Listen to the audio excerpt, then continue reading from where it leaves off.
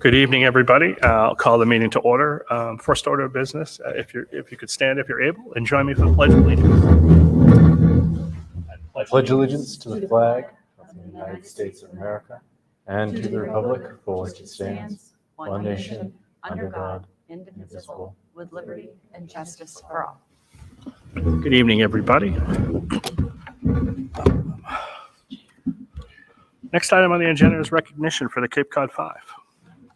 I would like to call Principal Heidi Latender to the table to talk to us about the Cape Cod 5 educational mini grants and the recipients of those grants. So welcome, Mrs. Latender. Thanks for joining us. Thank you, Superintendent Lyons. Thank you for having me, school committee. Good evening, everyone. So Cape Cod 5 Bank in Hyannis has been providing mini grants to fund educational projects to public school teachers since 2000. These grants are in amounts up to $500. And I'm proud to share with you that the Nichols Middle School was awarded 2 of these $500 grants. When Mrs. Lyons shared the grant opportunity with us, I shared it with our staff, and I knew a couple teachers who had some ideas. And Mrs. Frank Core, our art teacher, was one of them, and she had proposed to me that she would like to get student artwork more on display out in the community. And she was also looking at getting the artwork displayed on our driveway. So if you ever go up our half-mile driveway, we have all the light posts. And we would love to hang student artwork on the light posts, like banners. And we're looking at displaying some of it would obviously be student artwork, and have the students come up with the Tiger Strong logo, come up with the icons for the 3 words that we are now implementing at our school under the PBIS initiative, which is empowerment, growth, and success, which is going to be tied to each grade level. So we're looking to build that school community and have our student artwork on display. So the student artwork being transformed into banners comes at a cost. And so they did award Mrs. Frank Core $500 towards this project. Cool. And then we also have another $500 grant, which was put together by Josh Dyer, our special ed coordinator, along with Hannah Swale. She's one of our special education teachers in a substantially sub-separate classroom. And they're looking to put together the Tiger Tea and Coffee Cart. And then this cart is an initiative to allow some of our middle school students to practice their life skills that will serve them as they mature during their time at NMS. And some of these skills involve money management, social skills, hygiene, staff and peer interactions, and responsibility. As students practice and develop these skills, they will better be prepared for the time at Middleborough High School when they are able to work in the Cranberry Cafe. So if that is what they choose, as well as being prepared for their own lives outside of school. So the grant of $500 will go towards the adaptive utensils, coffee makers, and supplies required to allow our students to practice these skills necessary to have a successful program. And it is the hope to begin the early stages of this in the spring and then have a larger rollout at Nichols Middle School with the staff with these students in the fall of 2023. So we're very excited to be awarded these 2 grants, and thank you so much for allowing me to share this news with you. And if you have any questions, I'd be happy to answer. Yeah, Mr. Chair, first of all, awesome. Thank you. Congratulations to both who put that work in. But moving forward, how do you anticipate, perhaps continuing to fund a cart of that sort? That is a great question. So that's something we might have to consider and maybe look at the CPAC organization and see if they were willing to help fund it, or if we can do some mini fundraisers. We actually had Mr. Rose, who did financial literacy with our students, with our AIM sub-separate students, have them make fidget spinners. That was earlier in the year. And they sold them in the cafeteria, and we gave those donations towards CPAC. So maybe that's something we could, use those funds towards for the cart for next year. Okay, thank you. Or it might be something we need to budget for, Right. but it's a great opportunity for our students to learn those skills. Absolutely. Thank you. And Mrs. Latender, this is not the first time Cape Cod 5 has given us awards of this nature, correct? I don't recall at I my think we've had building, but one maybe in before. the other buildings. I'm not sure. I think we've had one before. Yep. And I believe the high school is also the recipient of some of these mini grants. I believe Principal Bernigan was talking about that at last meeting. Good. Thank you. Awesome. Thank you, Heidi. Thank you. Thank you very much. Have a good night. With With that, next item on our agenda is public comment. Does anyone wish to speak on anything not on tonight's agenda? Go right up to the mic.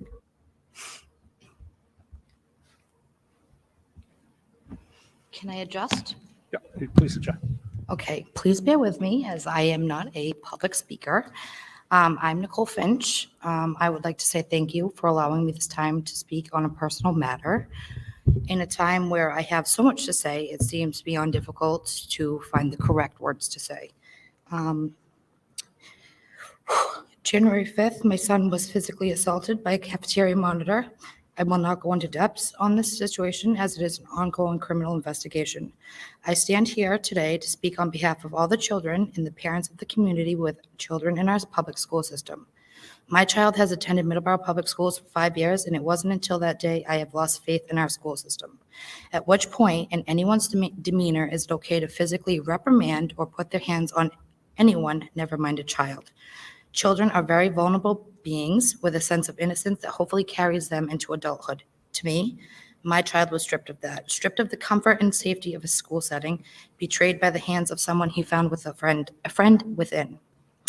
So I present to you today, just a month shy of my son's incident, and 2 days after yet another incident involving a child and staff member. No child should ever have to tiptoe around the triggers of an adult. No adult should ever feel compelled to react in any other way than a rational manner.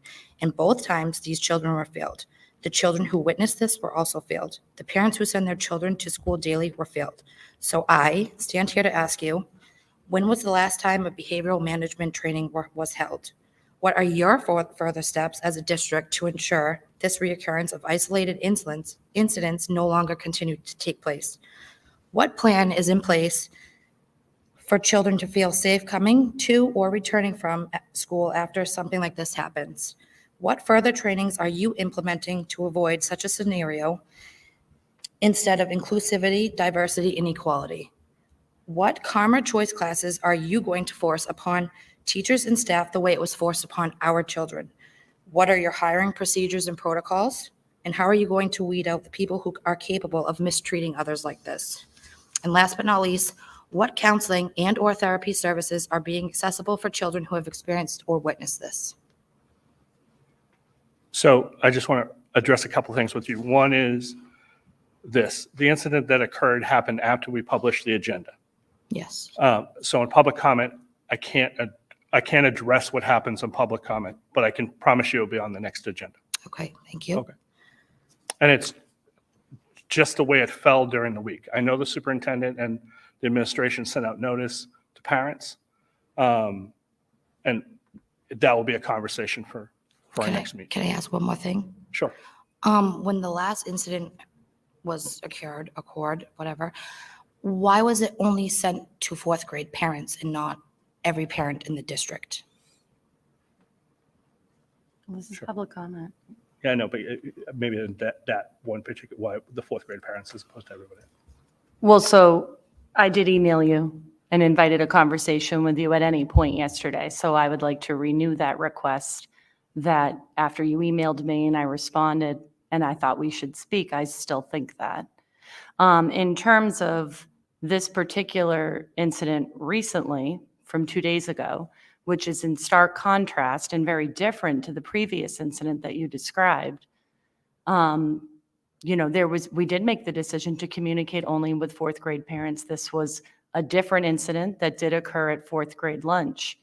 It did not involve the police. It did not involve outside authorities. And so it was treated differently in terms of communication, as well as our response. So that was the thinking behind why only communicating with the fourth grade parent community. We feel this is a very different event. And I would welcome that conversation with you specifically. Okay, thank you. Thank you. Anybody else under public comment? Seeing no one, I will move on. Anyone from the school committee members? I'm good. Seeing none, I know Nate is at student council tonight, and so we'll move on to the superintendent's report. Okay, thank you, Chairman Young. I'm going to start with the high school program of studies and call Mr. Brannigan up to the table to talk about what's in store for next school year at the high school.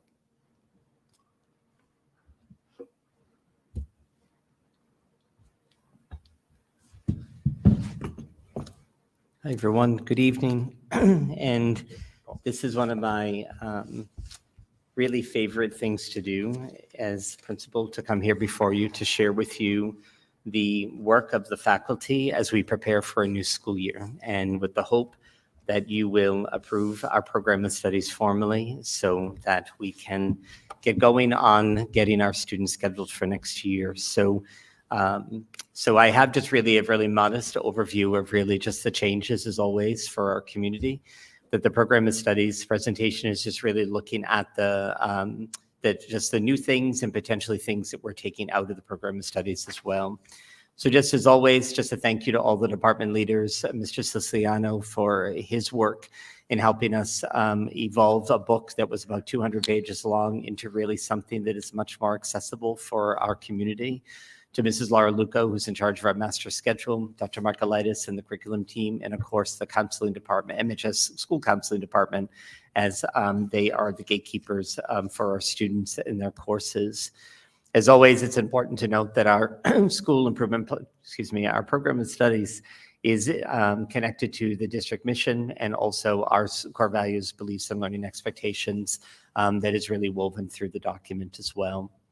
The question that we really started to raise with our teachers as we began this process back in September is really, how does our academic program complement and enhance the student experience within the new high school? Now that we're in the building and we have gotten kind of ourselves settled, it's really an opportunity to make sure the fact that we're maximizing the opportunities that this building provides in terms of our programming across the curriculum areas as well. As always, we're looking at culture of achievement and innovation, culture of excellence, and cultural well-being, which are the pillars of the district accommodation plan as well. And then you just see the school-wide learning expectations that we weave through all of the work we do in the classrooms. And it's just important to have this because this is an essential element of the courses as well. Community service to begin, the fact that we will continue with the class of 2027 with the minimum collection of 24 hours of validated service during their 4 years at the high school. So all of our grades are required to do that service work. And Mrs. McGurk, who is in charge of all of our service learning opportunities, does a really fabulous job of giving the opportunities to our students. But that will continue with the class of 27. Looking at really criteria for graduation at each grade level, we're maintaining the 136 credits to graduate. And then, of course, looking at the college entrance expectations, we're continuing with the 4-year requirement. Now, I give a caveat to that because the graduation requirement for mathematics is 3 years. But for any senior or any student who is considering on any level go into a 4-year school, that they have to have 4 years of math on their transcript, which is why that we always put it out there for our students to consider that 4-year track. And MCAS expectations, that now that we are on the other side of the pandemic, that our the expectations for MCAS are back in full form for all of our students that have to meet the proficiency standards in biology and mathematics and in English as well. So we just want to make sure that that is there. As you know, over the last couple of years, there had been some modifications of that based upon the situation with COVID. The new high school. Really, this document that I'm going to share with you, or the highlights, is really reflective of the wonderful learning opportunities that are provided here in this new building. Starting in September, the entire faculty began the process of doing a deep dive into their program of studies, looking at the things that they need to change, looking at new courses that have really served us well but need to be shelved, and then also really looking at how we're maximizing this new school. And I think we're pretty excited to share with you what we're doing. Just one last piece about the document. The new program of studies is really continuing with what we did last year, which was our launch of really making it much more technologically based. It allows families to go into really a spreadsheet, really, to be able to see every course or every content area by in a tab. So you can have it there without having to thumb through pages. And it also allows for you to be able to, it's ADA compliant, which is inaccessible for all, which was an important element for us as well. So that means that the new documents can be easily translated for families that need to do that. So with that being said, let me share with you some of the changes. In the updating in English language arts, that for grade 12, we're going to go to an English 4 model. Because of really a lot of the work that's revolving around choice in literature, the fact that we're moving to more of the English 4 model. And you're going to note in just a moment in the new slides that we had really created I'm going to go back maybe 8 or 9 years ago in really creating an English program that had more topical senior English rather than just simple English 4. But what is different is that this English 4 is going to allow students to have the choice, because before that in English 4, everyone had to do the same thing, which was really not really the spirit of what we wanted to do. So for our rising seniors, they will choose either English 4 college prep or English 4 honors. And the courses that will be kind of removed for the year, you're going to notice the asterisks, and I'll explain that in a minute. But you'll notice that the grade 12 English courses, these are the courses that we had created along with many others in terms of real topical English courses in grade 12. What we found was that the ones you see here in your slide were the ones that were the most popular. And so really look dystopian literature, literature and film, psychology and literature, and sports and literature, those particular courses are going to be the ones removed, and that English 4 will be replaced. So will still be the 4-year requirement. The Reader's Journey, which is a new elective, the department felt it was probably best to move on from that to what they hoped it would be, wasn't. And then of course you see the ones that are asterisked. We decided that in some of these content areas, you're going to notice that we're going to kind of take a year off and then bring it back again. And what we found is in some courses that we had exhausted the course, meaning the fact that so many of our students, minus the incoming 9th grade, have taken the course that it was no longer really a viable option. And what could we do something a little bit different? And so you notice the gender studies, Gothic literature, civil disobedience, and then AP seminar and AP research are going to come off for this upcoming school year and then potentially come back on in the 2024-25 year.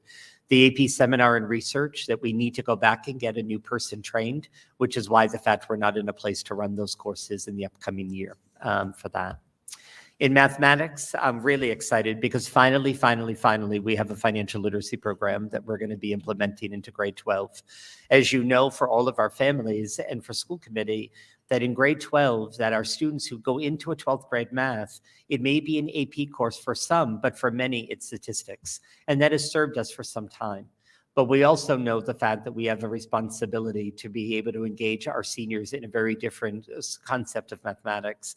And that's why the launch of the financial literacy program will allow for seniors to use that as a 12th grade math as an option other than statistics. It will be something that will be open to all seniors. So it's really, I'm pretty excited by that. You're also going to see this is really that reflective practice of really what are our students asking for. And you're going to see these new electives. They are the numbers game and the stock market to really help kids be able to do real world kind of learning in regards of really applying mathematics. So these 2 new electives are pretty exciting for our students. And then you're going to notice that there is a new advanced placement class that we're hoping to do, which is pre-calculus. There has been a lot of work done over the last many months of really looking at this new opportunity for our students in advanced placement. And it's really moving kids into that AP course for pre-calculus because it is a stepping stone into the calculus programs later. And you'll notice the fact that with that being said, the courses that would be coming out is our quantitative reasoning class. No one ever has signed up for that, so it's time to move on from that. You'll see these 2 electives that are asterisked because we're going to really embed those new electives that I just shared and that remove history of mathematics and the SAT review class. And I want to state for the SAT review that we found that many students weren't taking that particular course, and the fact that we do offer and we have partners that offer SAT review that we market to students as well. And also keep in mind that so many of our universities now have become SAT optional. So it became something where let's step aside to it, let's do something different, and we can always bring it back as well. You'll notice the elimination of Calculus Calculus BC, the half-year experience. That has to come out because next year the course will be a full year. So we needed to eliminate that half semester course because of the way our current schedule runs. You'll also notice the elimination of pre-calculus honors. It will be replaced with the pre-calculus AP. When you look at actually the standards in the College Board the pre-calculus class, it is nearly identical to really what these students are doing in honors. So it really allowed for us to say, you know what, to kind of have these 2 programs running at the same time, really doing the same thing, it really allows our students to be able to have the same content and the same curriculum, but allows them to be able to navigate the pre-calculus experience a little bit differently. So we're pretty excited by this opportunity. History and social sciences, they're beginning a huge curriculum review next year. So as at this time, there are no changes in their courses and in their content area at this time. Science and engineering, what I'm really excited by is that we're finally making our way into creating a formal robotics program and a course. It has always been something that has been embedded in our Project Lead the Way program, and we really felt it was time, especially with this facility, to really begin to take our students into this range of really offering a robotics program. You'll also notice in AP Computer Science A, because of the Project Lead the Way program, that we have so many students in computer science that really are ready for this next level of AP, that Computer Science A will be run next year. We did a couple of test runs this year with some students, and we were really quite pleased with really the outcome of that, or what we hope to be the outcome as they complete the year. So now it will be a formal add. And then ultimately the removing of the courses. The tech systems program is leaving because we're replacing it with robotics. It's a much more modern, current, relevant experience, which is why that robotics program will replace it. Topics in marine biology is going to be taking a shelf for a period of time. And you're going to notice the fact that the computer program in Design Essentials, which historically has been a 9th grade requirement. So all of our 9th graders had to take this class in 9th grade. We're no longer doing that. Because of the changes that we're making in computer science, especially because of this facility, that we have students coming into our building at all different levels of their computer science skills. And so it still will be something students can take, and it will be offered, and we'll market that, but it's not going to be a mandatory class that all 9th graders take, because we found that we have students coming in that are far beyond that course. So instead of having everyone take it, they'll have a little bit more autonomy of choosing a technology course. It's still a graduation requirement, the technology credits, but it's going to give them a lot more flexibility. You'll also notice the Project Lead the Way. We're still running it next year. We really are so proud of this program. The biomedical science, as you notice the 4 courses that are there, each one is in a grade. The engineering program, that this time we're kind of allowing entry points to be different, and especially even in biomedical science, the fact that we're kind of modifying that if you don't start in 9th grade, you're not eligible to take it. And we're really not liking how that looks. So now we're allowing students as a 10th grader to say, you know, I really, really wanted to do this and I couldn't do it. And now here's my opportunity to do it. So we're pretty excited by that. And we're hoping that we'll be able to get some interest in aerospace engineering, because it seems like there is some interest around the building. And then you'll also see the computer science piece as well, which is really just the 3 main courses, but then ultimately the adding of that next level for the grades 12 student of that AP Computer Science A. World languages, we're removing just 1 course, our conversational Spanish course. It has just not been a really well-run course in terms of enrollment. And then really new courses that our French 3 and 4 program, as well as Russian 3 and 4, has never been run at the college preparatory program. But we decided to make it a little bit more equitable for all students to gain that entry point, especially after year 2, that now we'll be offering both of those courses at the college prep and honors level. Honors will remain, but we'll be offering both of those languages now at CP. And then the new elective they're running, which I think will be really quite exciting, is European culture through film, art, and music. So it'll be open to students starting in the fall. In visual arts, we have 2 new courses that are coming in, Start Drawing, which I think is going to be a really exciting course for the students. And then, of course, our advanced clay. Our clay program has been very, very popular. And there has been an ask from students to say, can we do a little bit more? Is there another layer that we could be doing? And so we finally have the tenants in place to be able to offer that course next year. Removed course, this is a prime example of a course that has been exhausted, which is that creating, responding to art. It is a course that probably almost every student during the COVID years took, and we just realized it's time to move on from that course. And the creating 2D to 3D, that we're absorbing a lot of those skills within the other art courses, and it was a course that wasn't really running. In theater, with our new theater teacher, Mr. Mosier, that there's some new courses that are coming in. Our play production class will come back, and with Mr. Mosier's background in technical theater, it will really allow this facility, especially this auditorium, to really take on a very different role. As you remember, when we built this building, this particular space has really old school kind of elements of theater, but it also has the most latest technology. So it's really about having students work in that environment. theater and entertainment business as an elected, of course, and of course, theater and activism, which is really looking at certain plays and pieces of theater and really looking at really how the messaging that they were looking at as well. And the course that we're putting on the back burner for the year is public speaking. In music, just some really revamping, some realigning. The introduction to music theory is really the course that is replacing fundamentals of music as well. It's just the renaming of the class. It's much more current, and also that fundamentals class really begins the process for that student to be able to hit the AP music theory program as well. You'll notice that with the music business program leaving, you noticed in the prior slide that is really kind of becoming more in a theater department rather than in music as well. So that music business elective will be coming off the books for the fall.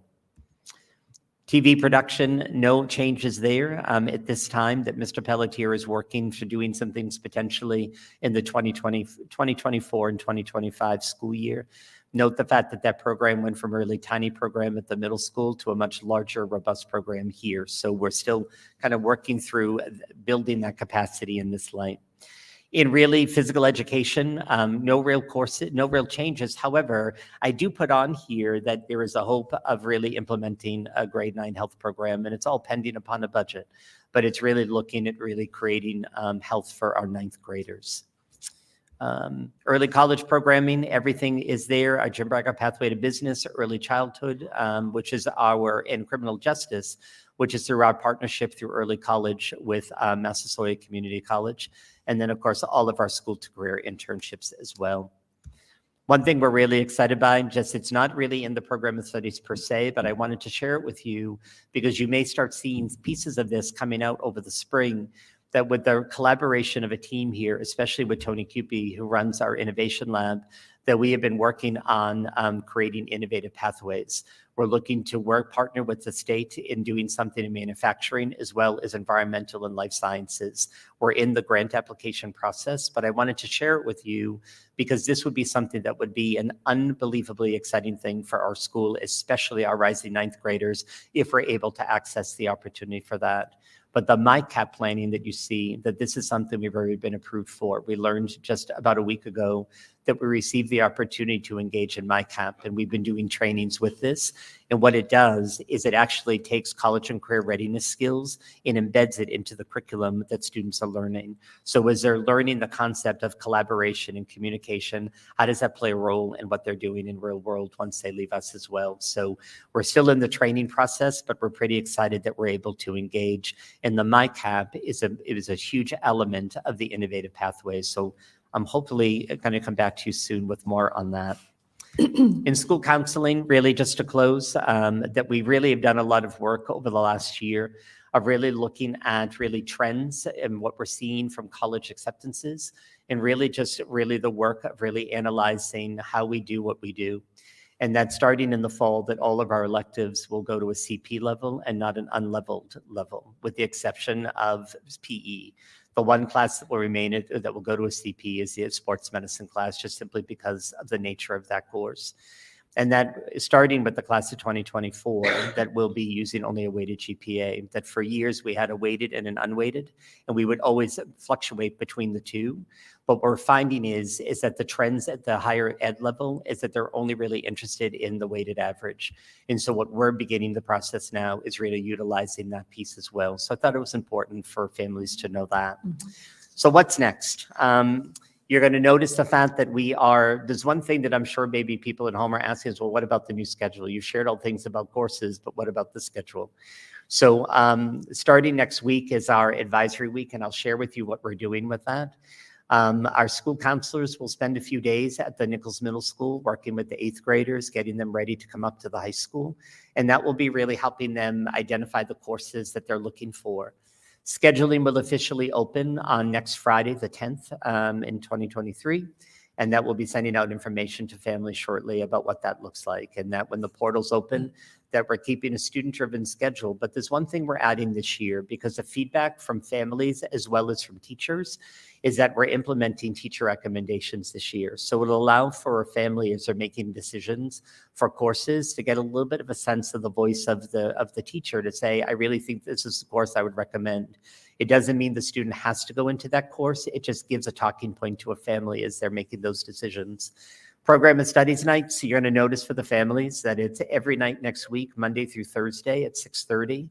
We decided to do many of the sessions because part of that night is going to be talking a little bit about the new schedule, what it looks like, but also talking about the program of studies. And what we're hoping to do is create two different avenues. So if we have a lot of rising ninth graders families, it's going to be that conversation with them because it's a very different conversation than maybe a senior parent walking in the door wanting to know what a senior year going to look like. And so we'll divide and conquer the group so we can do much more personalized engagement with those families. And that will be here at the high school. And then scheduling support will be happening all throughout the month of February for grades 9 through 11 as well.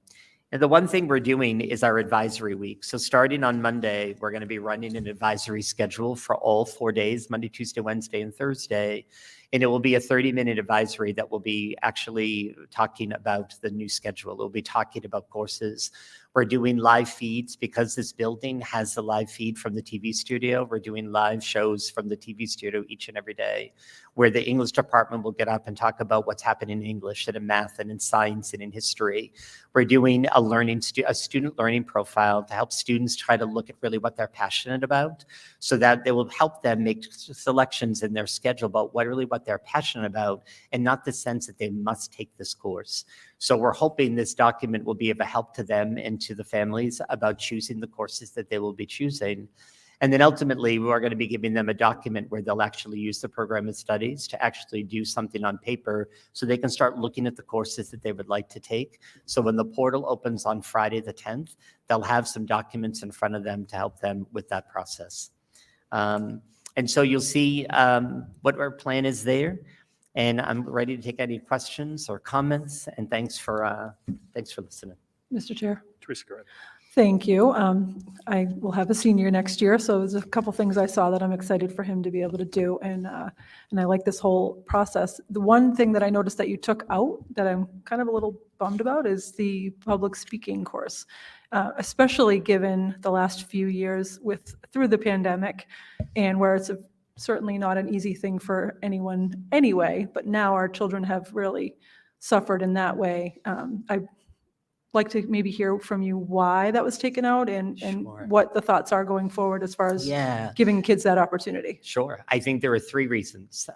One in particular is the fact that nobody signs up for it. There are very I had few. a feeling, yeah. And so it ends up being that you have students who are placed in it because it fits their schedule, Mhm. which then it really doesn't oftentimes yield the experience that you're hoping for. But then two, in all of the cases of anything that was coming out, it was really a sense of really, well, how are we absorbing the skills that are needed? Mhm. So you're finding it in English, you're finding it in history, you're finding it in theater. So that ability for students to get up and present and to defend is still happening, but we're not doing it in this isolation of that course. The goal is, Teresa, is to be able to see where it goes for the year Mhm. and then try to run it again, because we were noticing that was a course that the numbers were so tiny. We filled it, but we also knew the fact that the course was not yielding what we were really hoping for it to do. Yeah, no, that's fair. Thank you. I So- think it's just important for people to hear it. I certainly wanted Absolutely. to hear it as a parent. Yeah. And, when you go to college, for those who take that path, Right. that's a requirement. That's right. So it's kind of a nice thing to be able to have before you get to college.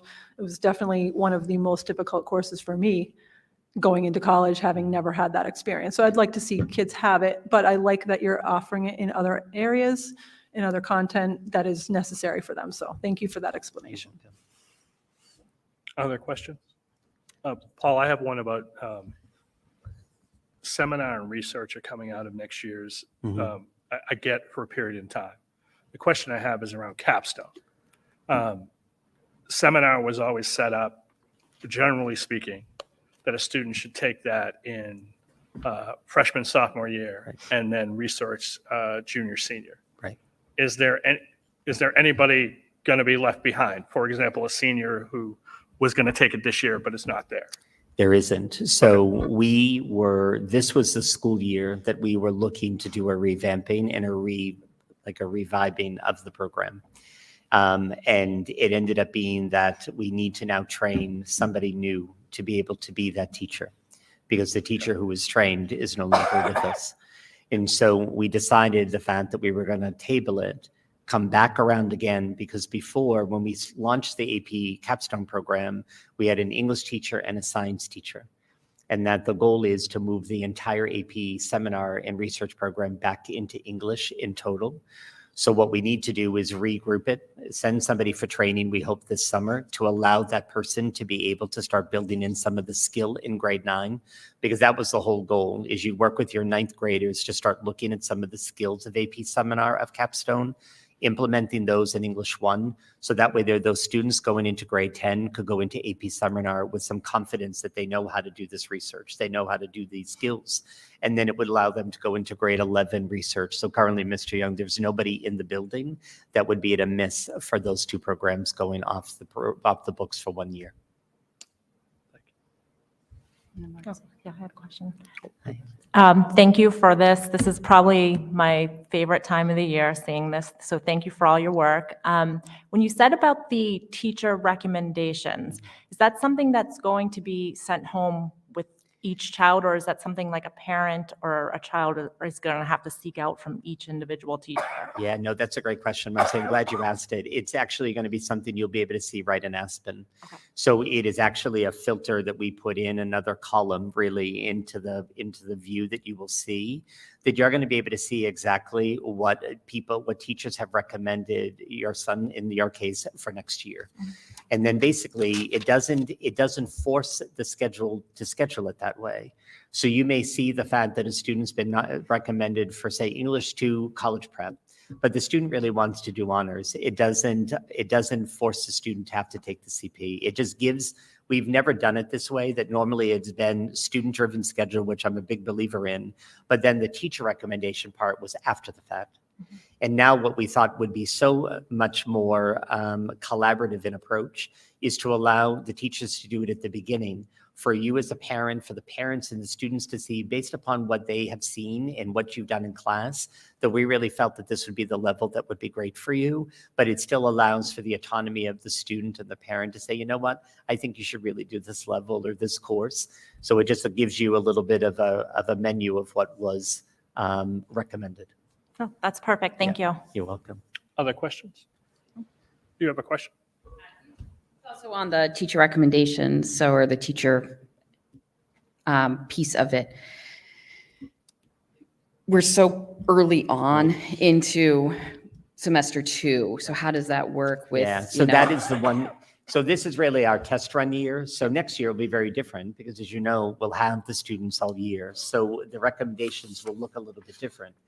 So for students, we asked all of our teachers that for first semester, that's the ones you certainly can do because you know. In some cases, the teachers can go back to last year and get a little bit of a feel of, say, for example, you know, they're in English right now. And so being in English right now, that's how do you make a recommendation? They may be able to go back and go look to see. So we know there may be certain holes that you're not going to get. So we know that. And it's really about beginning to rev the engine of really having this be part of our culture. For next year. Yep. Okay, great. Thank you. And we're also doing it with the 8th graders as well, working with Mrs. Latender and the team there. That we're actually having the 8th grade teams do the same protocol, not in Aspen though, it's going to be different.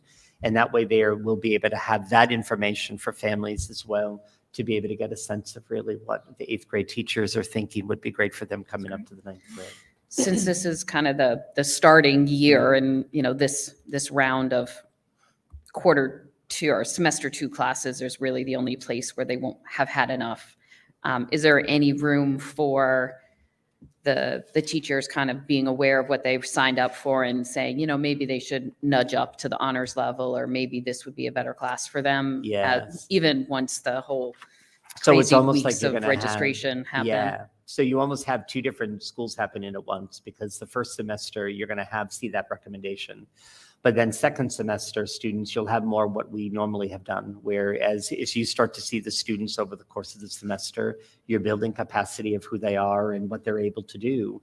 Then oftentimes it begins the conversations of like, you know what, you really need to be in honors. So you really should be thinking about taking AP Lang or AP US History, whatever. And so that begins, that will probably still be the same case during the spring. It will just be more kind of void of what we're doing right now, what we started today with those teacher recommendations. Great. So if you don't see one, it's just really probably because they're in the class now. Okay, thank you. You're welcome. Other questions?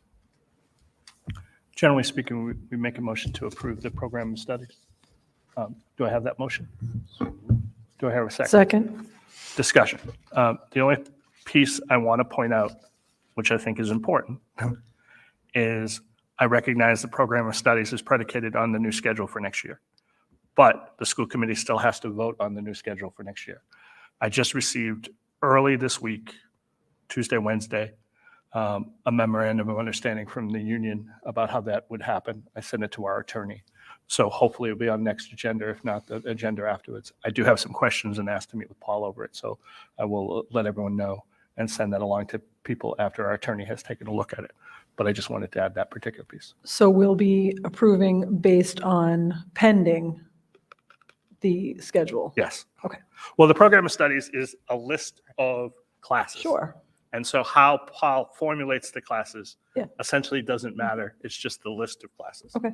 It's a separate entity unto itself. Yep. So I have a motion and a second. All those in favor say aye. Aye. Opposed? It's unanimous. Thank you, Paul, for that. Thank you. Thank you.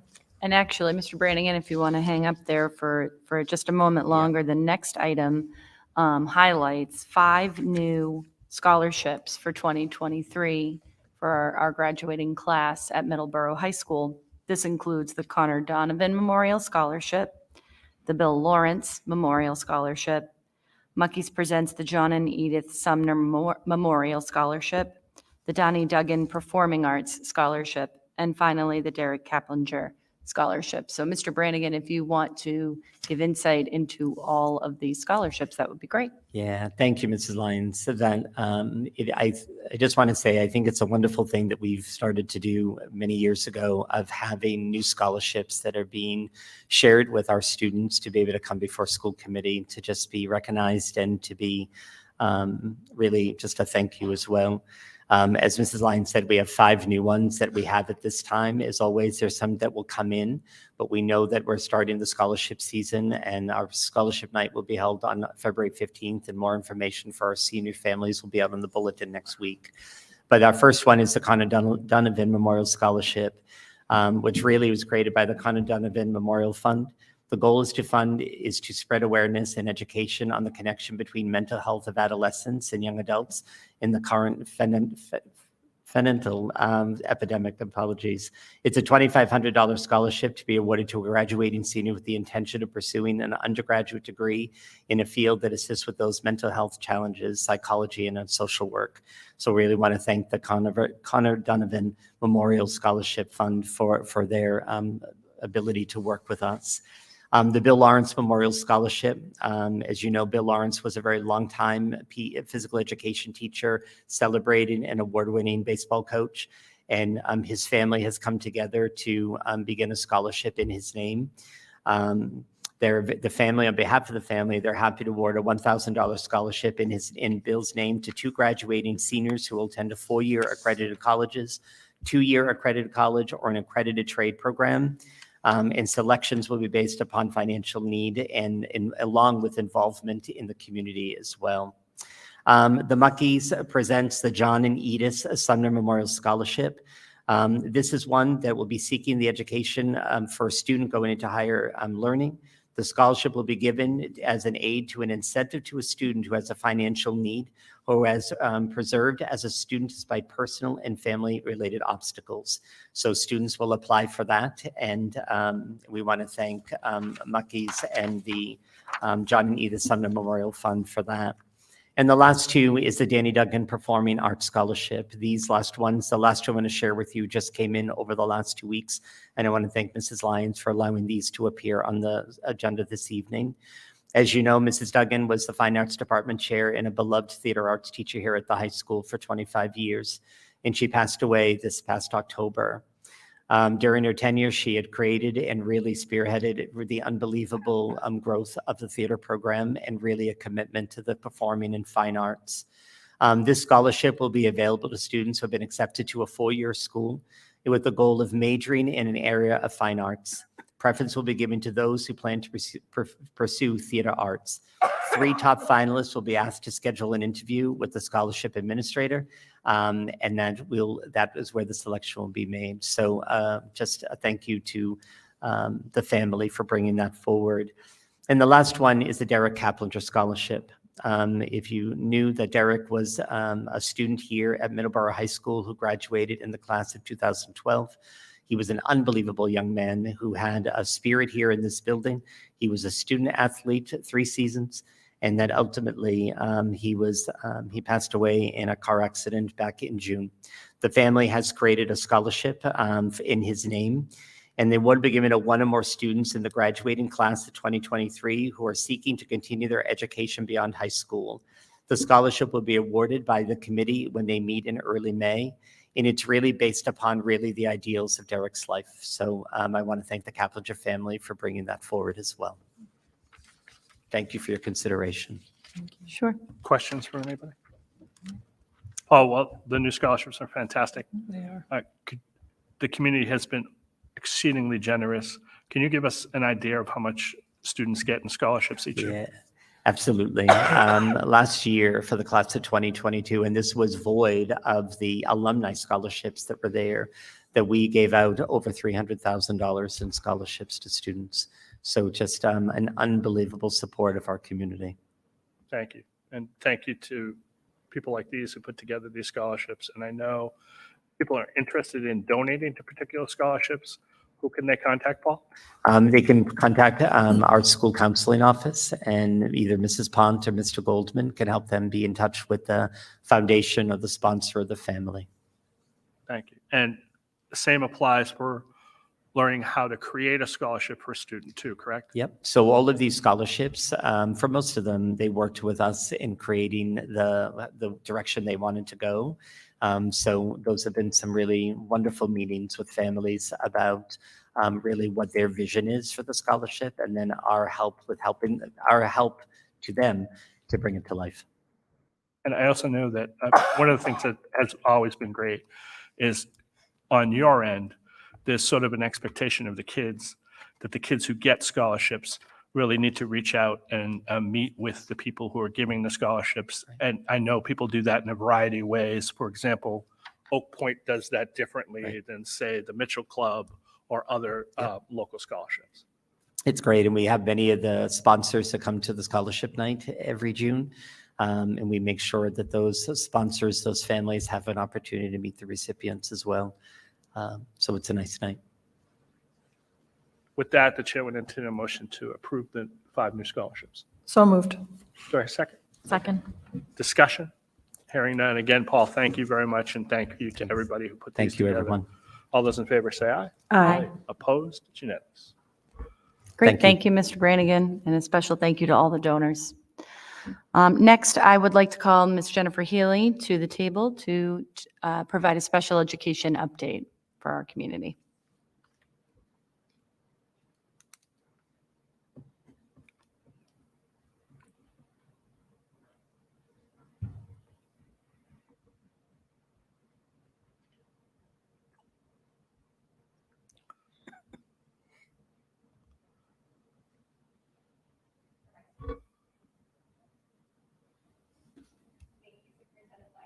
Committee.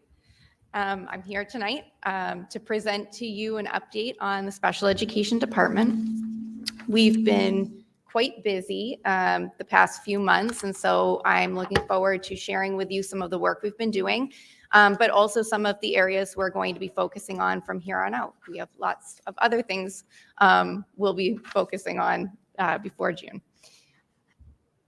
One of the areas that I have really kind of spent some time on was professional development. And back last spring, prior to my appointment as director, this was an area that I really wanted to target.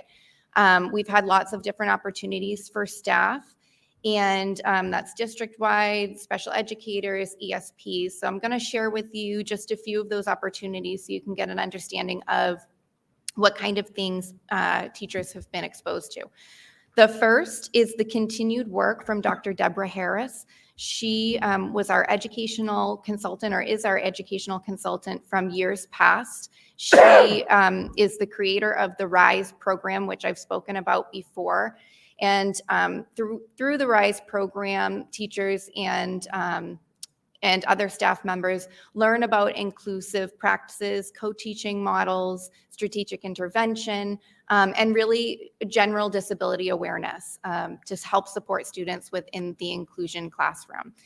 Back in 2018, Kimberly Redlawn, who's one of our special ed coordinators at the elementary, and myself took over this work of Dr. Deborah Harris, and we became district trainers. And so last year, we took a brief hiatus from conducting RISE, and we were able to bring that back this year. With a 4-day training, we were able to train 23 general educators and special educators and have them go through all of the different activities and strategies so that they can start to embed them within their classroom. We got a lot of great feedback from this program, and we're looking forward to bringing on another group of co-teachers next year.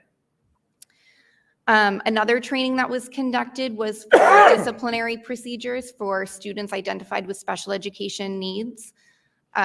We do this periodically because there are different procedures in place for disciplining students who are identified for special ed.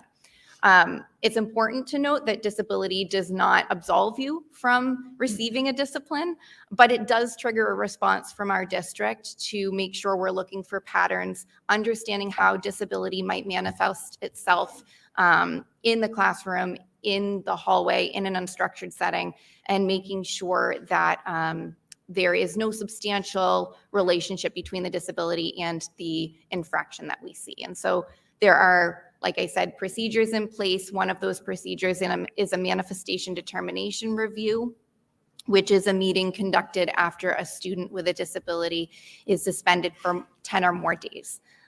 So this training was given to all building administration just to make sure that we are in compliance with those policies and providing our students the most support we can when we are noticing behavioral patterns. A lot of times when we are doing some of these manifestations, what comes out of that is a need for additional evaluation for a student or more supports embedded or services embedded within the IEP. So that's really the purpose of making sure we implement these. We've had updated safety care training. So safety care is our crisis prevention training program that we utilize. Our behavior team conducts this training periodically throughout the year so that our staff have proper de-escalation strategies and physical restraint strategies that are in alignment with the safety care model. And they are safe and they are effective for our students. So we do that periodically to just make sure all of our members are updated. That's usually on a yearly basis. Another area that was focused on was professional development for ESPs. So this was a group of staff that I felt very strongly about last year. Oftentimes when we're planning professional development, ESPs are able to go to a lot of different trainings, but I always found that it wasn't always geared to exactly the strategies and the supports that they need in order to conduct their work every day. So one of the things I really wanted to focus on was finding meaningful professional development for them. And I think we've achieved that at the beginning of this year, but I think there's also more work to be done, and I'm looking forward to continuing it. I'll go through some of these trainings very briefly. They're up on the screen so you can read them, but I also want to give credit where credit's due because a lot of these trainings came from our staff members in-house, and to put together a training and then to train people is a lot of work. So there were lots of wonderful volunteers who did this. So we conducted an orientation, myself and my coordinators, at the beginning of the year for all new staff, but also for veteran ESPs, just to make sure we're all on the same page. It was really a nuts and bolts of the job, the roles, the requirements, but also some strategic interventions that can be embedded within the classroom itself. We also had our behavior team run a couple different trainings for ESPs for de-escalation strategies and just overall behavior in the classroom, behavior management. So that was conducted by our district BCBA, Elizabeth Hill, and her team of registered behavior technicians.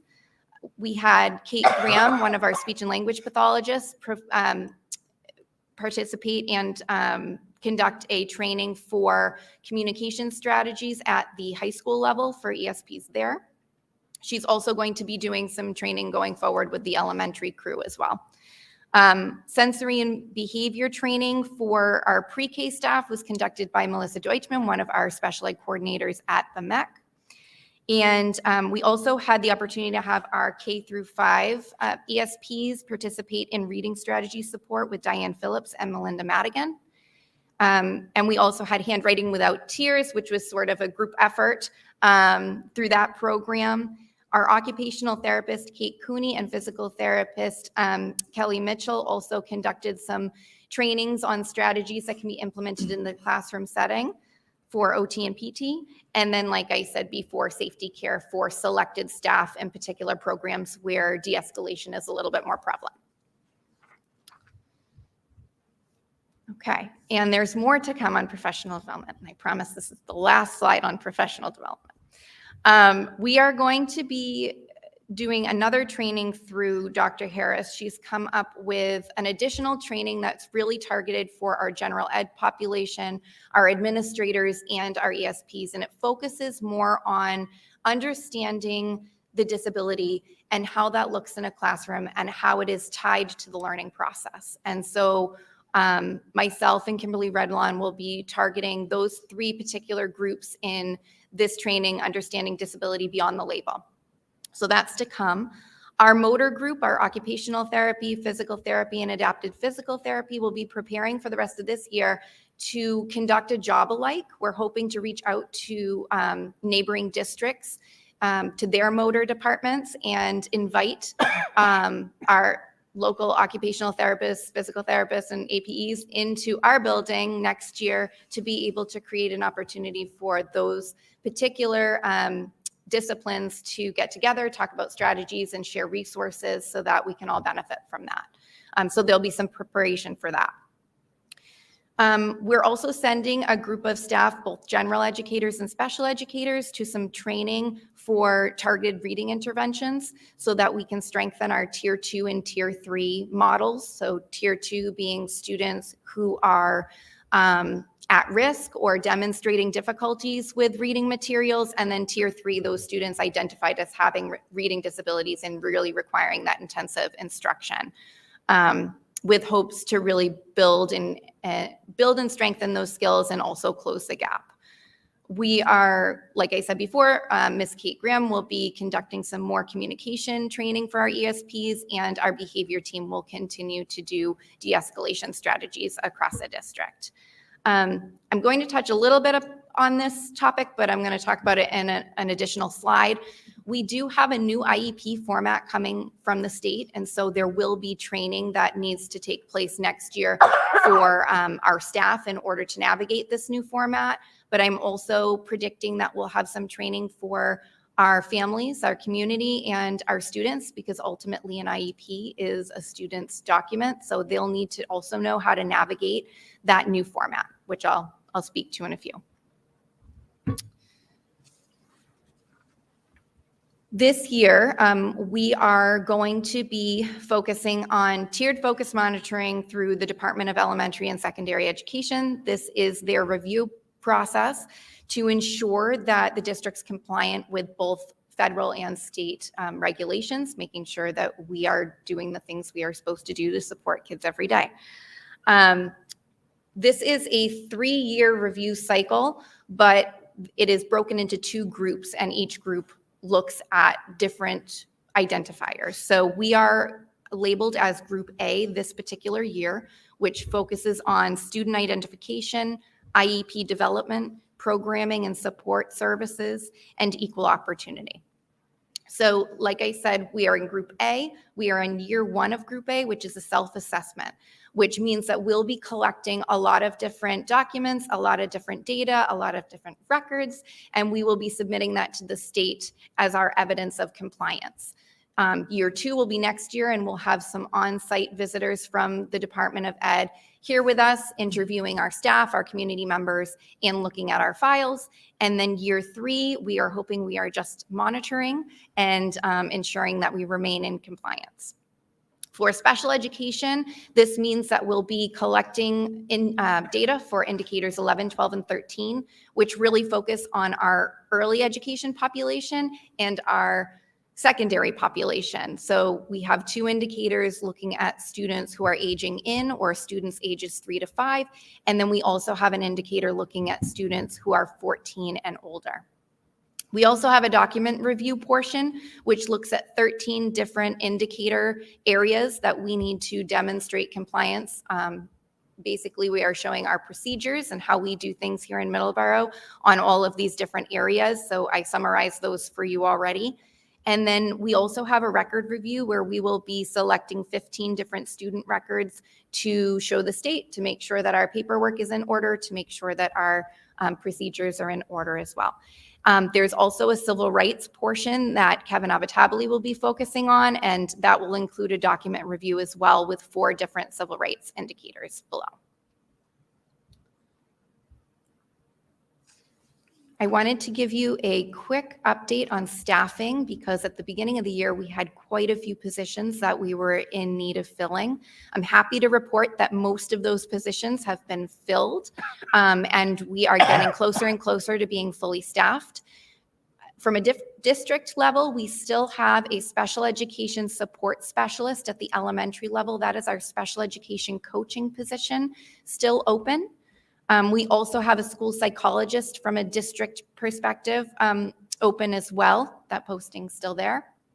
Nichols Middle School still has a moderate severe special education teacher posted. However, I do want to indicate that we have been able to cover those services from within. So all student IEPs are being followed and all student services are being covered. And then we also have an ESP at the middle school and ESP at the Mary Kay Good. So if you know of anybody who has those credentials, just send them my way. I'd be happy to meet with them. An opportunity I wanted to just bring up because I'm really looking forward to it is my collaboration that I am anticipating to have next week with the Department of Children and Families, specifically through the Educational Advocate Group at JRI. Earlier this year, I contacted the director over at the Justice Resource Institute for the Educational Advocates because I was finding at team meetings that the conversation with different educational advocates from this particular group was not always productive. And I was looking for a solution where we could work collaboratively to support our students. Oftentimes things would become contentious and then it was really challenging to sort of move past those items. So I wanted to see if we could find a way that we were able to meet the needs of the students and kind of all come to agreement. So I was able to contact the director and had a lovely conversation. I felt really positive after that conversation. And shortly thereafter, she reached out to me through email to ask if I wanted to bring my team to Taunton to meet with her group of advocates to talk about this and to come up with some solutions. And so we are meeting next Wednesday in Taunton. We're taking a little field trip, myself and the coordinators, to go do that and discuss opportunities for collaboration, meaningful dialogue, and to see what it is that we can do to best support our students here, both in school and when they're out of school. So I'm looking forward to that. As I mentioned, we do have a new IEP format that is coming. There's an anticipated release of the final draft of this format coming in March of this year. And so districts have been notified that we'll have the opportunity likely to implement either during the 2023-2024 school year or the 24-25 school year. Most schools are going to choose the 24-25 school year. And the reason for it is because you're going to need that full year to conduct trainings for staff in order to make sure this is a smooth process. The new document, while I have not seen the final draft, I have seen versions of the draft, and there are changes. It does look different. So there will be some training involved and some time to familiarize with this new format. And especially focusing on families too. Special education and the documents that come with it are confusing, and they are long, and the vocabulary is somewhat hard to get through. And so I think it's going to take some time, not only for staff, but I really want to focus on families being able to navigate these documents with ease. I think that really is the purpose of why the state wanted to reformat this document, to streamline it, to make it an easier document to navigate. And for our students who turn 14, that document becomes theirs, and they should be able to navigate that and be able to advocate for themselves using that document. So that'll be the focus of next year with our special education staff, is kind of working through this new IEP. Extended school year services. My only update is that we have chosen dates for this program. Our full program will run 6 weeks as it normally does, from July 3rd to August 10th. Our tutoring and itinerant services will be 4 weeks at July 10th to August 3rd. And we are going to be posting soon for our positions to secure our staffing. This is always sometimes a challenge because lots of folks want to go away for vacation. And so we're going to do our very best to start our recruiting now so that we can get teachers and ESPs and related service providers to kind of commit to this program, and then we can do our planning after that. So as I've spoken about before, eligibility for an extended school year program really comes from the IEP team. So if you have questions about that, you would circle those back to your special ed coordinator and your IEP team, and they would be collecting data on a particular student to determine whether or not that student is demonstrating significant regression and needing recruitment of skills. I'm going to do a quick update on each building because there are some wonderful things in the special ed departments of each building happening. At the high school, we are continuing trips to Wellspring Farms. It's a therapeutic farm in Rochester that we have had the privilege of being partnered with for many years now. We are able to partner with them through Tempest Unlimited, through a grant that they are provided. So it's been a wonderful opportunity. Students are able to go. They are able to groom the animals there, sometimes ride the horses. They're able to take nature walks on the property. And sometimes they're even learning how to do a little bit of light farm hand work. Nothing too crazy, but maybe moving a couple bales of hay and feeding the animals. So we're hoping to continue that as long as we can. It's been a really nice opportunity, especially for our substantially separate students. Our Cranberry Cafe continues to do our Friday luncheons for staff. Students plan throughout the week what the menu is going to be. They go to the grocery store, they purchase the items, they plan during the week with their order forms, they collect money, and then on Friday they get to serve in the Cranberry Cafe. I have eaten there myself. It is delicious. So they're continuing all that work, and I know that the staff are appreciative of that. As Mrs. Latender mentioned, the Cape Cod mini grants were awarded to not just Nichols Middle, but there was one at least I know of at the high school.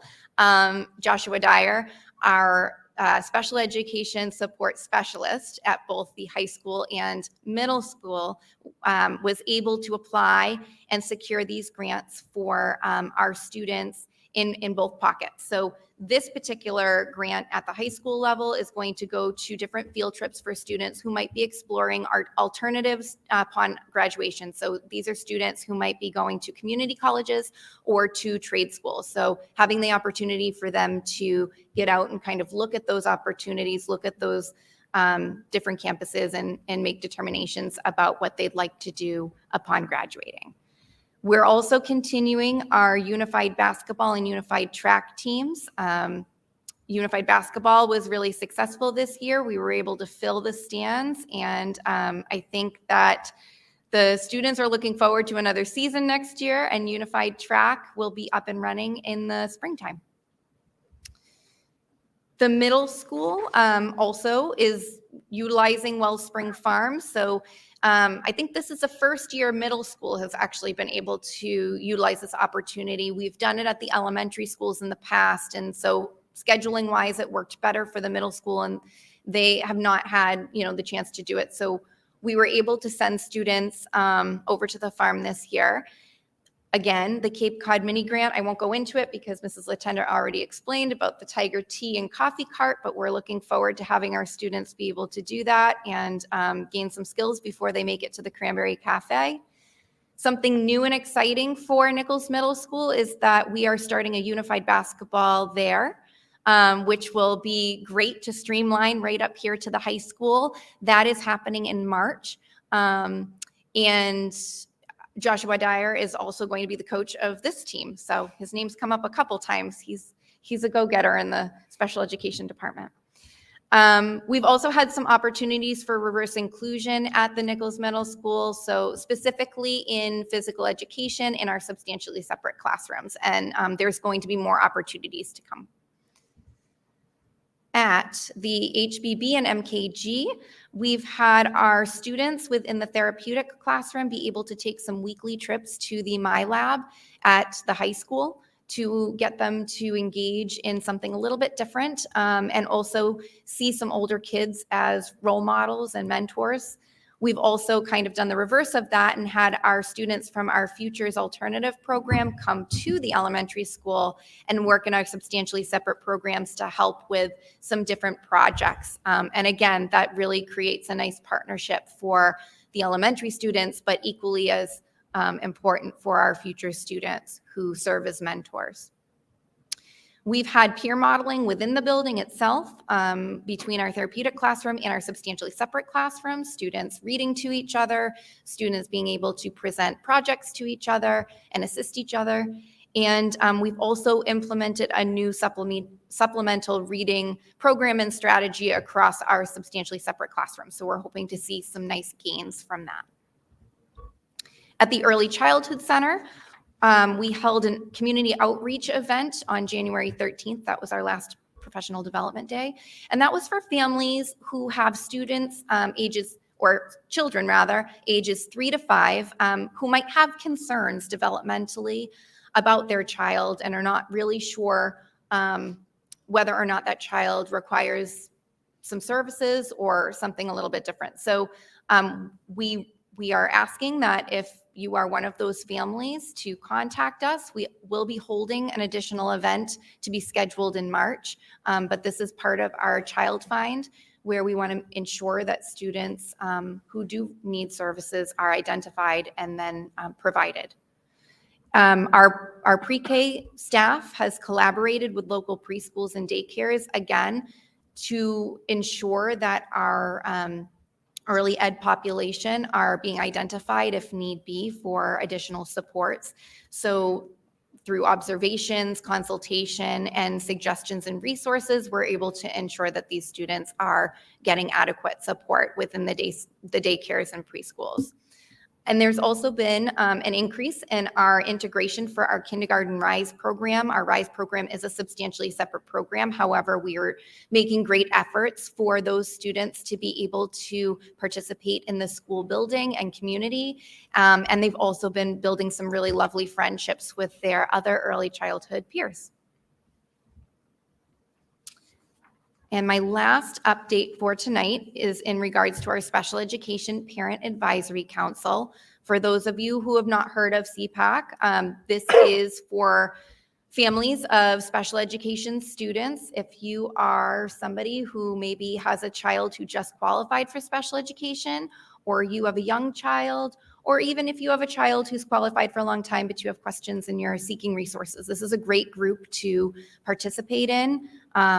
There's a lot of different things that they do as far as activities, but then there's a lot of resource that comes out of it, information for parents, kind of all over the map, whether you have a young child or a child who is in the process of aging out. So far this year, we have had different nights where we've talked about basic rights in special education. The kids were able to participate in a craft night. There's been a guest speaker from the Department of Developmental Services come in, and the kids were able to participate in a Drums Alive event. And there's a list right there of some upcoming meetings if you are interested in attending. And that is it for me, but I would welcome any questions you may have. Thank you. I actually have a few. So you mentioned the ESPs within the district, and so of course you have many that fall under special ed, but I'm assuming there are others that fall under just building ESP or whatever. Are those ESPs able to partake in these trainings? Yes, so sometimes yes and sometimes no. We are able to include the general ed ESPs when they are not spoken for in other kind of areas. So a lot of times if there is some kind of content happening for the building or there is a different training going on that's more pertinent, then of course that they would participate in that. But my hope is that specifically that understanding disability beyond the label training would be for all ESPs. Because again, it's really, whether you are a general education ESP or a special education ESP, you're going to come across students with disability within your classroom. Yes. So I think those skills and strategies are important for all. But yes, we would be including them when there isn't When not. another thing that is more pressing. So that leads me into safety care training. Yep. How many staff per building are we training in safety care? We're usually targeting our substantially separate populations because there is a higher risk for any kind of need for physical restraint or de-escalation strategy. We also look at our therapeutic classrooms, and then we would target different administrators within the building, as well as counselors. So there's usually a pocket of people who are trained that if there were an event, you could call upon. I would say within each building, I don't have an exact number for each building, but like I said, most administrators, counselors, and then programmatic staff, so teachers within the program and ESPs within the program are safety care trained. But they're ongoing. So there are Right. lists of people we have. There's only a certain amount of people we can train at any given time because of the parameters that safety care sets. So we do have running lists of people who need that initial training. So does each building have a crisis team that can be called into place during an event? Yep, so each building has that list of who's been safety care trained, so that in an event that somebody is requiring that level of intervention, any one of those people could be called. And then there are also members of the DIRT team as well that have had that training. Okay. And sorry, bear with me, thank you. You mentioned the IEP format changing. Yep. And so my question is, Gen Ed ESPs, are they included in that list of staff that needs to read IEPs and sign off that they've read them? Because they may be in a classroom where, this kiddo is doing really well in many areas, but is on an IEP. And so do they have access to that as well? Yes, absolutely. So you're absolutely right. Every year our special educators make sure that anybody on their caseload, they are connecting with the staff that would be overseeing that student, and they're signing off on those IEPs. My goal is to focus on our special education department first, because then we'll be able to filter that out and train our general educators. I think that when you look at, yes, everybody will need to be trained, but the way we're going to train general educators to look at that document might be a little bit different than we would train our special educators, because special educators are going to be writing that document, fueling that document, where general educators, there are going to be specific areas that are going to be really important that we Yes. want them to hone in on. So it may look different, but Thank yes. you. All right, and just one last question, thank you. You mentioned the unified basketball at the middle school, and this might be for Ms. Latender, it might be for Mr. Dyer, but for the Gen Ed students who might want to get involved, 'cause I know the high school, that's how it works, where they, they're working with these kiddos. What would the process be for them to, for those kids? Do they apply for this, or do they have to write, do something to get involved? Just think it would be kind of, great to know. I mean, I happen to have a middle schooler, so, if I wanted her to get involved, how would that process look? Sure. So we're in the very beginning stages. In fact, we're still waiting on the Special Olympics to get back to us. We have secured the spot, but we're waiting for some of the paperwork to come through. But I would say if there is a student who's interested in participating, I'm going to say contact Mrs. Latender directly or myself. I'd be happy to field that email or inquiry as well. But I would say the best route is probably Mrs. Latender, and then we can get that student on a list. Thank you so much. Sure. Other questions? Sorry. No problem. That's fine. Okay. Thank you. Thank you, Jan. We appreciate it. Thank you, Mrs. Haley. That's my area. Okay.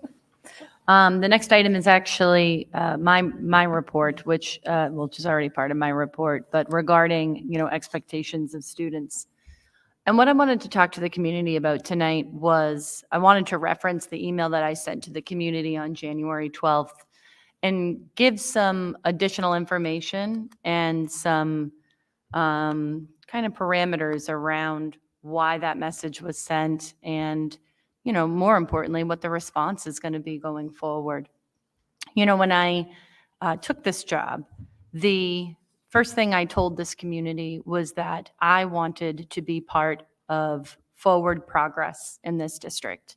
And what I can tell you is that forward progress is the result of a lot of different components. One of them is the collection of data, which you'll hear me present out on later this year when I present my entry plan of findings. But the other part of this aspect of progress is having difficult conversations and approaching topics that are not always appealing. I love nothing more than to celebrate all of the most amazing components of this community, and I'll never miss the opportunity to do that. But I'd be remiss if I didn't also take my role seriously enough to engage with the community about the things that aren't pleasant. So I met with the principals, all 5 of them, in January when we detected, an uptick, quite honestly, in the use of racial slurs in our community. And what the 5 principals and I talked about was that we were concerned about what students understood and not just about the acceptability of these terms, but the appropriateness, the context, the timing, the frankly, just education around it. So what we put together was a message to go back to our community, particularly our parents and caregivers, and ask for a conversation. One thing I've learned about the Middleborough community is that our parents are extremely involved in the lives of their children, and they welcome the opportunity to parent them and educate them as equal partners with us. So the real kind of thrust behind that message was just that, was to invite that conversation between parent and child. And the reason we did that is because this issue is much bigger than Middleborough. It's bigger than this town. It's bigger than this state. It's not specific to education. And I'm not so arrogant or bold as to think that I have the answer or the magic bullet, or that my wonderfully talented leadership team has the answer or silver bullet or solution really to this scenario. What we saw was an array of student responses to these occurrences. And it was really those responses that prompted me to feel as though it was time to say something. Aside from the students who were the target of these words, which involves just feelings of isolation and disconnectedness to their community, there's a tremendous impact on the learning environment for a child who's been the subject of these words. It also led to, in some cases, verbal altercations or physical altercations, and even vigilantism. And when a student makes a mistake, the last thing a student needs to be made to feel is the subject of all sorts of labeling and creating an environment that's errorless. And I don't think that these topics really can move forward in productive conversation without actually sitting down and talking about it. So This message that I sent out, along with the principal, really clarifies that there's just no place for words of hate in our school community, not in our classrooms, not on our school grounds, not in our hallways, not on our playing fields, not in our theaters. And I wanted to make sure that the community understood from my perspective that we need to move forward as a community with this issue. This doesn't define the Middleborough Public Schools. It doesn't define the community of Middleborough. But to me, it's a call to action. So I come to you tonight to talk about what I'm going to propose we do. The first thing I wanted to talk about was looking at our student handbook language. One of the things that came up in these scenarios was I had the opportunity to take a very close look at how the handbook talks about, situations like this. And I think there's room for improvement. So I'd like to work with the individual buildings with the handbook language to see how we might approach this. If we come up with changes, we'd come to school committee and present those changes for review. As I referenced in this letter, I'm looking for training for faculty and staff and opportunities for learning with students. And when we sat down and said, okay, well, what does that look like? Who does that training? I again was humbled because I don't have that answer alone. And I shouldn't have that answer alone. So what I'd like to propose is to establish a task force. And I want to ask for the help of this community, faculty and staff, parents and caregivers, students, if the students feel as though it would be appropriate for them to join, and community stakeholders. I'd like to assemble this task force to help us determine, okay, what does that training look like? Who's going to do that training? What should the training contain? What shouldn't the training contain? And I'd like the task force to guide us. That way, when we respond, we've done so together and we've talked about it, so that it isn't just something that's forced upon anybody or something that's happening where you don't feel like you've actually had the opportunity to have any input. The last piece, of course, involves students. And I've spoken with Principal Brannigan and Principal Latender about this specifically because I do have a couple of student groups in the district that we've assembled already, and I've talked about it before, and it will not be the last time you hear me talk about it. But the superintendent's roundtable meetings are the perfect place to talk with our students about what they think, about what they see, and about what they might propose. There are a couple of student groups, including the Rise Up group at Middleborough High School, that I'd like to invite a conversation. Purely voluntary. Nobody has to come. Nobody has to volunteer nobody has to speak. You can come to listen. You can come to contribute. It's up to you. But a situation like this warrants that we listen to the students who are in our hallways every day and living the life of a student. So that really sums up what I feel the response to this should be. At the end of the day, the Middleborough Public Schools is an institution of learning, and I think that's the appropriate role for us when possible to teach and reinforce concepts, and above all, create safe spaces for all of our students and learners. So that was really all I wanted to say about that issue. I'd welcome any questions anybody has, and what I'll do is just invite anybody who would like to participate in this task force to please reach out to me. You can do that via email, voicemail. You can call central office and speak with my assistant, Ann Gagnon. You could go through one of the principals. It does, as long as I know you're interested as we get this group up and running, I would just like to welcome that effort on behalf of families and students. Questions from the committee? No. Questions? Hi, I just had a question. I thought that was a great idea. I'm happy to hear that we're going to start with some community involvement and a task force where parents and students and everybody can come together. And I think there's a lot of discrimination that we've seen in the last several years that's really resurfaced and across the country and the state and within the communities. Is this really going to be specific to racial discrimination, or are we looking at all forms of discrimination and how we help our students to come together? Great question. I don't think it has to be limited to racial discrimination. You know, I mean, in this context, that's what it happens to be. But there are many forms of discrimination, as you know, you and I have even discussed. Right. And I don't think that the appropriate way to approach this conversation is by saying we're only going to talk about one thing. So while I'll say, you know, it can be unwieldy if you're handling too many topics at one time, I have full confidence in a task force ability to navigate, you know, not just these conversations, but even sort of their agenda and how they might address that. Great. That sounds great. Thank you. Thank you. Other questions? Actually, Mr. Chair, I will say, only just because Mrs. Lyons and I spoke about the letter. And so just for full transparency regarding our conversation, I asked you straight out as a parent, as a community member, and as a member of school committee, what your plan was, because you can send a letter and the reality is quite often you're not reaching who you really want to reach when you just send a letter. So I appreciate that you put some thought into that and what your response was going to be. And that's what I asked was, you know, where are you going to come forward with? So I just wanted to put that out there. So thank you. Yeah. Thank you. Thank you, Teresa. I welcome not just your conversation, anyone's conversation, but I really do think that the way through this is through conversation.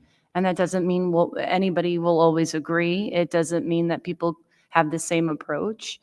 But I do think the best thing that we can do as a community is model appropriate discourse on how to talk to each other. And, you know, Teresa, I give you a lot of credit. And I've always welcomed that conversation. And I have, you know, truly a deep-seated respect for that because we had, I don't know, maybe a 45-minute conversation. I'm unafraid to have those conversations. And at this point, I'm happy to open that up. I think that that's something this community could benefit from a tremendous amount. Thank you. Other questions? Thank you very much. Okay, so with that, I'll turn to the next item, which is facility rental parking lots. And actually, Chairman Young and maybe Ms. Hickey, I'll invite you both to That's weigh in really on my that. deal.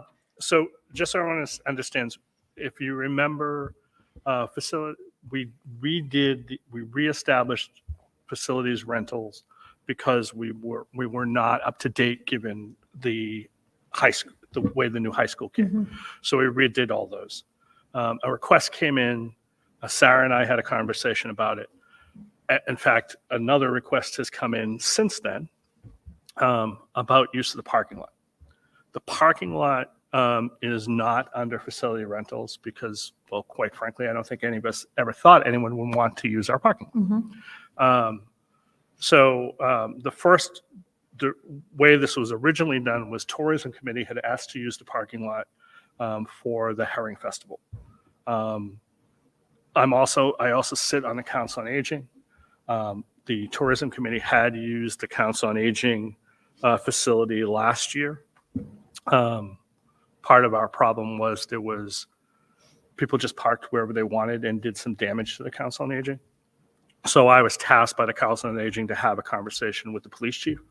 And so it just made sense for me to have a conversation about this with the police chief too. So what the chief had recommended that we do is have the people who want to do it hire a detail to make sure the parking lot's managed appropriately. But there is one problem that I currently don't have an answer for and have to check on first, which is the chief is concerned that that weekend is also the weekend of opening day for Little League. And given how many spaces are taken up by Little League, he's concerned about that. So I talked to the chief later today, didn't really have an opportunity to get in touch with Little League. I had a couple of conversations with the president of Little League when they were using this facility for the students that went to Pennsylvania. So I can reach out to him tomorrow. But I just wanted people's thoughts about using the facility as a parking, because if people don't want to do that, that's a separate entity unto itself too. So that's why I open it up for sort of discussion, and I'll ask for a vote at some point, but Yeah. does that make sense? Yeah, I have thoughts. this building and this entire area, it belongs to this community. Yep. So personally, I feel as though we should be opening it up to the community. Obviously, we have to make sure we're outlining that in a way that is going to keep that area safe. you And know, to be honest, so- it's not just this building. The request was for the elementary complex, just so. Sure. And again, yeah, so any area that, I mean, it's town property Right. and we all pay those taxes, so it should be available. But can we somehow write something up as far as during that time? And that comes down to maybe future conversations regarding policy. But, a contract, a contract that is signed and that they understand that if damage is incurred, then, we all are clear on who's responsible for that damage. So that's just where I'd want. Yeah, I mean, that usually happens through the Right. office. The problem being that we never thought of including Sure. those people. So that's part So of we it. would need So- to maybe a policy update. Yeah, no, and Yeah. that's fine. And Okay. if it's okay with the committee, if the committee's fine with people doing it, I would just have a conversation with Sarah and we would sort of figure out in the meantime. Mhm. We'd obviously turn it over to policy to change that particular piece, but I just wanted to make sure that was okay because I'm not going to give permission or allow anybody to give permission where the school committee hasn't allowed Yep. that particular piece. Yep. So it seems like it's okay.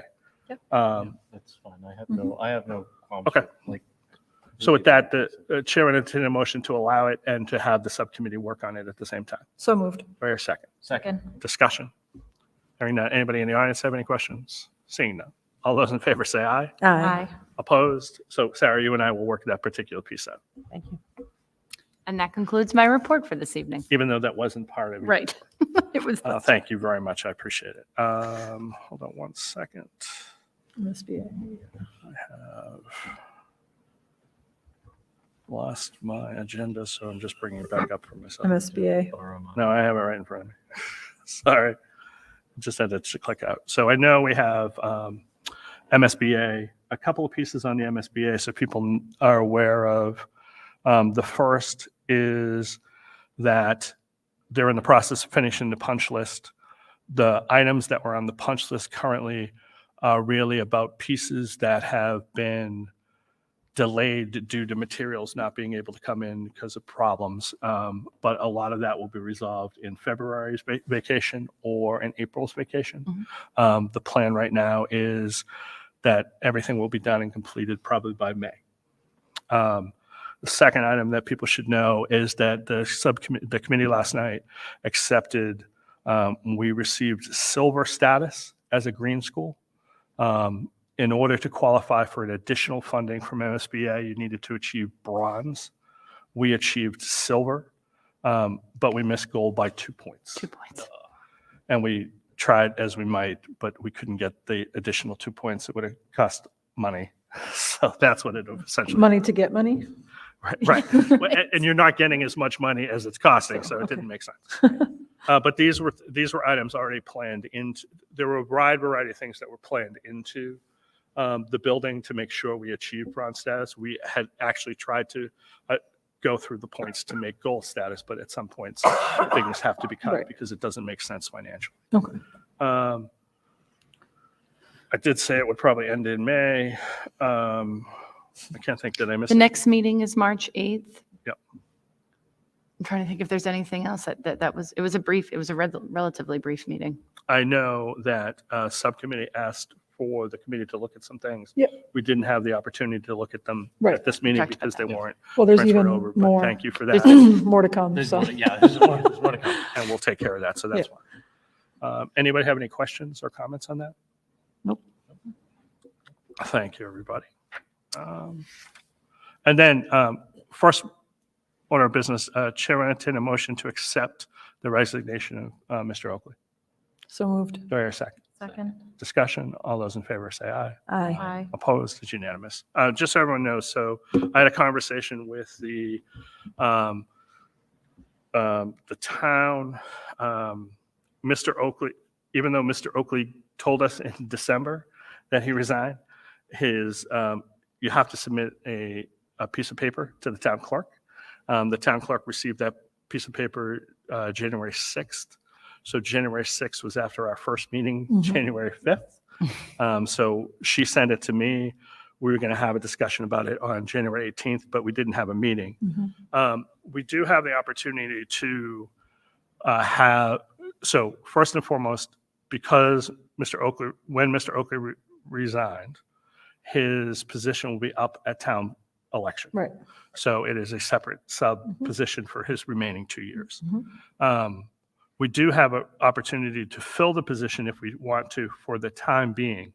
The problem that I see, to be honest with you, is I look through our past, when we've done it in the past, we usually give 2 meetings for people to submit notice. Mhm.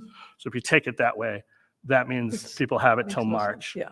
We would discuss it with the selectmen at our meeting on the 16th of March, which means that that person wouldn't actually sit on the committee because they couldn't participate in that meeting because they have to be sworn in to the town clerk. Mhm. And so then the election would occur a few Right. days later. So it just hasn't made sense if Yep. that's okay with everybody else. Yes. Fine. So with that, I will move on. Chair will entertain a motion to accept the consent agenda. So moved. Do I hear a second? Second. Just so everyone knows, the consent agenda includes fundraisers and meeting minutes and approval warrants. All those in favor say aye. Aye. Opposed? It's unanimous. And then we have one action item left, and that's IT surplus equipment. Yes. I'm just looking for what we surplused. I'll call Sean Siciliano up to the table. Sean, can you talk to To us tell about us your about wonderful what's been surplus of materials? So we just surplused a bunch of monitors that are old VGA monitors. A lot of them were burnt out anyway. We are planning on destroying 785 hard drives that have been collected throughout the years. Those need to be demolished. They can't be given to anybody due to the data that they have. And that was pretty much it. I think there was some other, I don't have the list in front of me, some other equipment. It all reached end of life or was broken. Thank you, Sean. Chair will entertain a motion to accept the surplus of equipment. So moved. Do I hear a second? Second. Discussion? Any questions for Sean about his demolition derby? Hearing none. All those in favor say aye. Aye. Opposed? It's unanimous. The next meeting of the school committee is Wednesday, February 15th. Any questions before I make a motion, take a motion? Oh. Adjourn? I do. Yes. Just the donations. If- Oh, thank you. Go right ahead. Sorry, I missed that one. There were 2 donations I just wanted to call the community's attention to. The first is from the Pierce trustees to the School Street School. They've donated $25,000 for stamped asphalt on the driveway. The purpose for that is to actually maintain the historical look of the building, which is a very generous donation. It's not something we would have done absent that money, quite honestly. And then next is a donation from Life Touch to the Memorial Early Childhood Center. By using Life Touch as a provider for school pictures, they take a percentage of what families pay for the photos, and then they donate it back to the system. All of the vendors that we use in our district do this. So as they come in, I'll bring them just so we can acknowledge that, that kind of nod to give back to the community, which is great. And Pierce Trustees has given us several donations over the past. Oh. The outdoor water system at this building was funded by the Pierce Trustees. And there have been many sort of things we needed to take a look at that the Pierce Trustees have stepped up and done. And so we really appreciate that. With that, Chair will entertain a motion. Oh, you have one. Yeah, no, sorry, did we skip over policy subcommittee? Oh, I'm sorry. We did. And that's my fault. But go right ahead, Policy Subcommittee.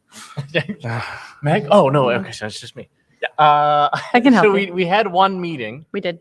and we have another scheduled towards the end of February, correct? Right. I know that I'm totally like, I'm in love with reading just everything. So they printed me out section A of G. I Right. think We it have was up to several G. sections. The policy manual is quite large. Quite large. And it is a daunting task to appoint a subcommittee and say, fix all the policies. Yeah. So one of the first things we did was go through and just try to identify when the policies were most recently updated. And sure enough, there was a very significant update in, I believe, 2018 Yes. or 2019, 2019. 2019. And many of those policies are in line with MASC's model policies. So what we did was we created a small list of policies we wanted to talk about in the next meeting. And we'll have another update then. But right now, we're just sort of getting everybody on board with reading and seeing if anybody has additional policies they want to bring forward. Can I ask a question regarding that?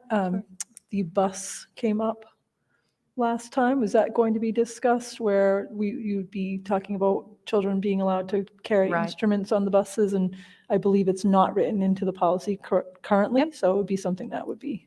Yep. I can tell you, we looked at the first chapter, which is like organizationally, that policy falls under students, which is several down. So we will get there, but yes, I'll certainly make a note and make sure the committee addresses Thank it. you. If anyone wishes to excite themselves to no end, the policy book is online for everyone to enjoy and spend an entire Oh, I'm lost in it. I can tell you that for sure. lifetime. So thank you for that. And I know you guys are working on those things, so we'll get to it, but that's fantastic. Any other questions or comments? No, that's it. Chair, will entertain a motion to adjourn. So moved. Sorry, second. All those in favor say aye. Aye. Opposed? It's unanimous. Thank you, everybody. Good night.